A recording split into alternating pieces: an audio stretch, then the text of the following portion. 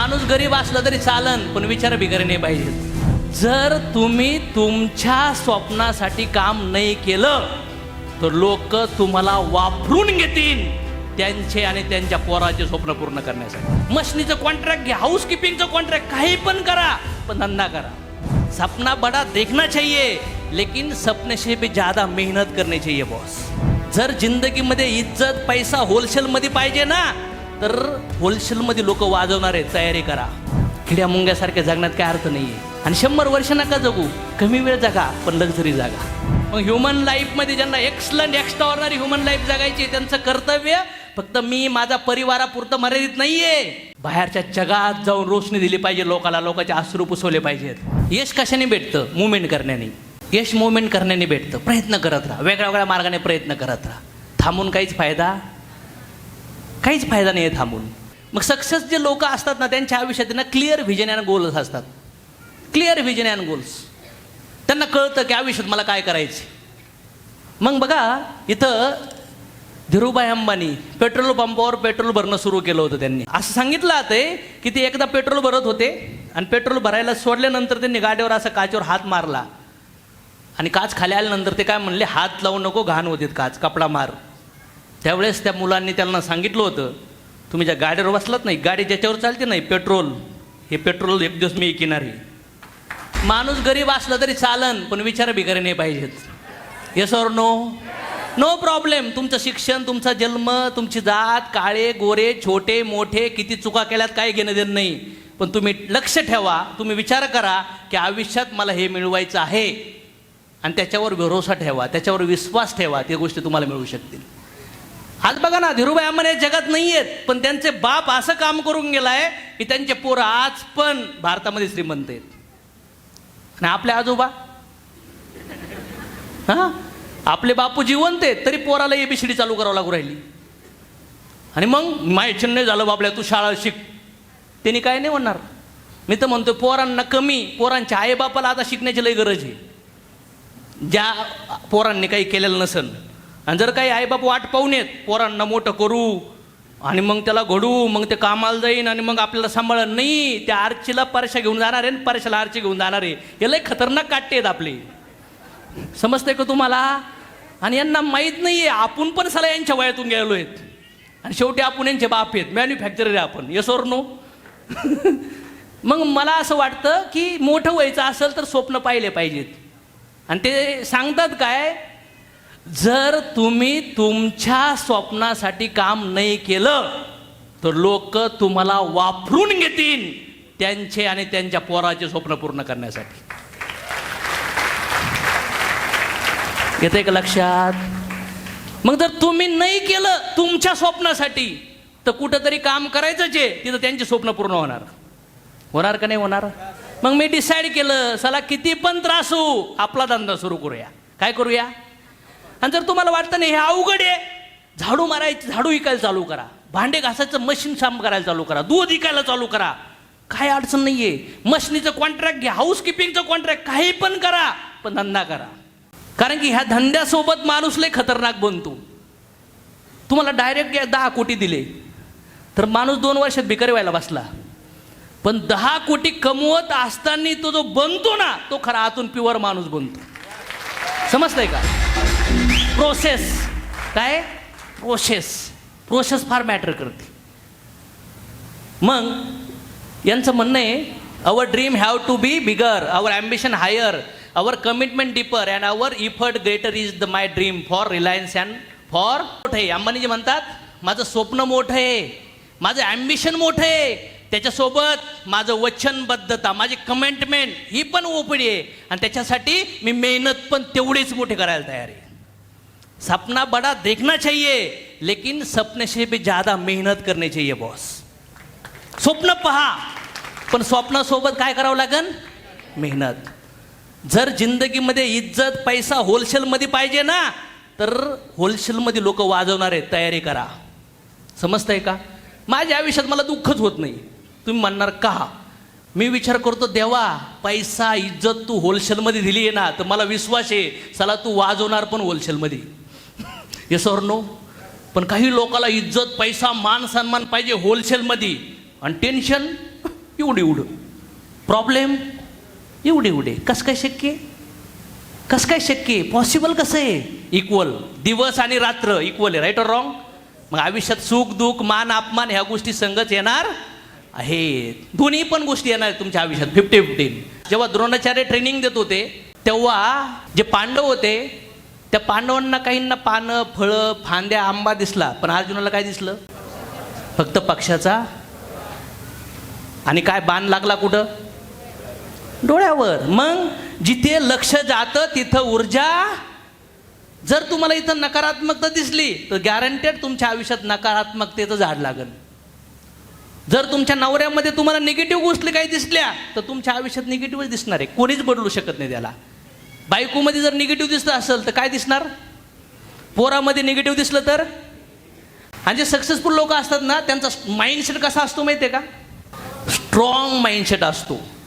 1940 साली एक मुलगी जन्माला आली, पोलिओ झाला होता तिला, आणि डॉक्टरने सांगितलं होतं पळणं सोडा, ही चालू सुद्धा शकत नाही. पण आईने सांगितलं बाळा निगेटिव्ह शब्दावर विश्वास ठेवू नकोस. एक्सपर्ट व्यक्ती सांगतोय. नाही ठेवला विश्वास तिने कोणा शब्दावर विश्वास ठेवला? आईच्या शब्दावर. आणि ती काय झालं 1960 मध्ये रोम ऑलिम्पिकमध्ये विल्माने 3 गोल्ड मेडल आणले आणि become the fastest woman the world, जगातली सगळ्यात फास्ट धावणारी महिला बनली. 2 ऑप्शन होते. शक्ती शरीरातून येत नाही ती. आता बघा जिमचा व्यवसाय चाललाय. कसा चाललाय? जिम. गांधीजींनी कोणती जिम बनवली होती? कोणती बॉडी बनवली होती गांधीजींनी? शरीराच्या जिमपेक्षा माइंड जिम. समजतंय का? मनाची जिम फार मॅटर करते. मग काय होतं? 2 आवाज होते. डॉक्टर म्हणत होते चालू शकत नाही आणि आई म्हणले चालणं सोड, पळू शकतीस. मुलीने काय कॅच केलं? पळायचे. एक्सपर्ट ओपिनियन्स जरी तुमच्या समोर आले हे इम्पॉसिबल आहे, जर तुमचा आतला आवाज त्याच्यावर भरोसा ठेवायला तयार नसेल तर तुम्ही जिंकणार. ह्या जगात 2 आवाज आहेत, पॉझिटिव्ह आणि आहेत. आणखीन ह्या जगात बाहेरचा आवाज आणि आतला आवाज आहे. आणि आतमध्ये पण 2 आवाज आहेत, भूतकाळातल्या घडलेल्या घटनांनुसारचा आवाज आणि स्वप्नांचा आवाज. कुठल्या आवाजावर लक्ष केंद्रित करावं लागेल? कुठल्या? हो, बाहेर पण आवाज आहे आणि आत डोळे झाकून बसले ना तर भूतकाळात सगळ्या घटणाऱ्या अनुभव तुमच्या आतमध्ये ओरडतात आणि मग माणूस नेत्रस्त व्हायला लागतो.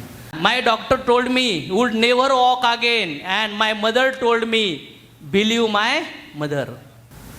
अंगद जेव्हा गेला होता रावणाला समजायला युद्ध करू नका, तर रावणाने काय सांगितलं? घाबरला वाटतंय तुझा राजा. तो म्हणला राजा सोड, तुझ्या असा मी पाय ठेवतो, तुझं सैन्य कोणी जरी माझा पाय हलू शकलं ना, राम हारले म्हणून घोषित करतो मी. चल. बघा, एक फॉलोवर, एक छोटा सेनापती, एवढं मोठं चॅलेंज कुणाच्या भरोश्यावर? रामांच्या भरोश्यावर. याला विश्वास म्हणतात. आणि सगळे रावणाचे सगळे वेगळे वेगळे सैन्य, पोरं बिरं सगळे आले. इवन मेघनाथ रावणानंतर सगळ्यात पॉवरफुल कोण होता? तो पण आला. आणि शेवटी रावण आला. म्हणजे तुला नाही, तुझा इगो माझे रामच जिरवणार आहेत. तू पण नाही हलू शकत माझा पाय, कारण की माझ्या पायाची ताकद माझ्यामुळं नाही, चला भगवंतामुळं आणि माझ्या धर्मामुळं येऊ राहिली. मी नीतिमत्तेवर चालू राहिलो. That's it. बघा ना, तो एक सैनिक त्याचं कार्यक्रम हलवला असेल का नसेल तिथं, मग तुम्ही का नाही हलवू शकत? तुमच्या खानदानातला, तुमच्या गावातला, तुमच्या घरातला विचार हलवा ना. करा एक विचार, सगळं परिस्थिती बदलू शकतात. आए हो जाना होगा, लेकिन सामान्य जगून नका जाऊ.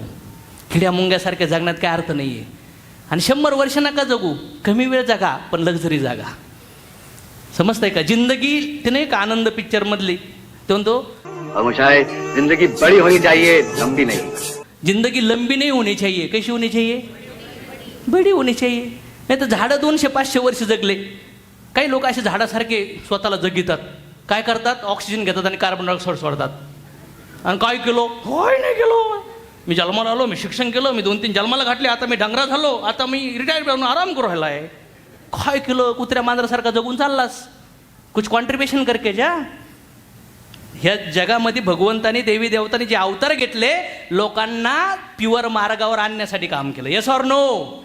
मग ह्युमन लाईफमध्ये ज्यांना एक्सलंट एक्स्ट्रॉर्डनरी ह्युमन लाईफ जगायची आहे, त्यांचं कर्तव्य फक्त मी माझा परिवारापुरतं मर्यादित नाहीये, बाहेरच्या जगात जाऊन रोशनी दिली पाहिजे लोकाला, लोकांचे अश्रू पुसवले पाहिजेत, लोकांच्या खांद्यावर पाठीवर हात मारले पाहिजेत.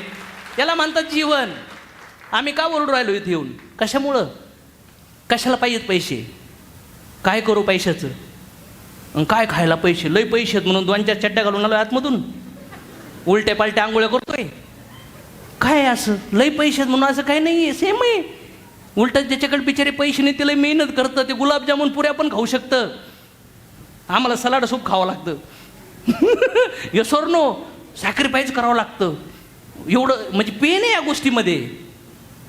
मग मी नाही म्हणत की बाबांनो लई मोठं बना, पण ॲटलिस्ट हालात तर प्राण्यासारखं जगून नाही गेलं पाहिजे. प्राण्यासारखं जगण्यासाठी ह्युमन लाईफ भेटलीच नाही आहे, नाही तर आपल्यापेक्षा पण प्राणी चांगलं जगतात. ह्या जिंदगीत जर ह्युमन लाईफचा बेनिफिट तसा नाही घेतला ना तर भगवंत प्राण्याच्या योनीमध्ये सोडतात. भाऊ तू जिंदगी कुत्र्या मांजरासारखी जगलाय, आता कुत्र्या मांजराच्या योनीत जाऊन तिथं माझ्या हाजा कर. हे ह्युमन लाईफ पर्पजफुली भेटलंय. काय दिसतंय तुम्हाला या चित्रामध्ये? बघा, ॲटिट्यूड सेम आहे, पाऊस सेम आहे. एक जण काय झालाय, छत्री घेऊन बसलाय, एक जण पळून जाऊ राहिलाय आणि एक जण फुल एन्जॉय करू राहिलाय. का? सिच्युएशन सेमच आहे, लाईफ अशीच आहे, सिम्पल आहे. करा एन्जॉय, मजा करा, सुख हो या दुःख हो. मी असंच एकदा स्टॉपवर उभं राहिलेलं बघितलं, कारमध्ये मी बसलेलो होतो आणि स्टॉपवरती पाऊस आल्यानंतर थोडंसं असं थांबतात ना, पण 2 पोरं होते, सगळेजण असे बसलेत, पण ते 2 पोरं असं पाहून घ्यायचे ना, असे पकडायचे, असं करायचे असं करायचे. त्यांनी त्या बापाला पण भिजून टाकलं होतं. पाऊस सेमच होता, काही लोक असे बसले होते, काही लोक असे बसले होते, आणि ते पोरं जिंदगीमध्ये प्रत्येक क्षण तुम्ही जगलात तर मजा आहे, नाही तर कॅलेंडरच्या डेट्स आहेत, एक दिवस मृत्यूकडे घेऊन जाऊ राहिला आहे आपल्याला, एक दिवस. आणि असं वाटतो तो दिवस कधी येणार आहे, कधी येणार आहे, घाई येते ना कधी कधी. नाही, घाई नका करू, एक दिवस जाऊ राहिले आपण. भीष्म पितामह बाणाच्या शय्येवर होते तरी आध्यात्मिक नॉलेज दिलं होतं.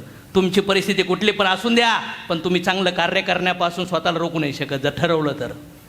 बाणाच्या शय्येवर झोपलेत तरी काय केलं, युधिष्ठिर महाराजाला ज्ञान दिलं होतं त्यांनी. मग आपण आपल्या आयुष्यात येऊन का नाही करू शकत? चांगलं करण्यासाठी.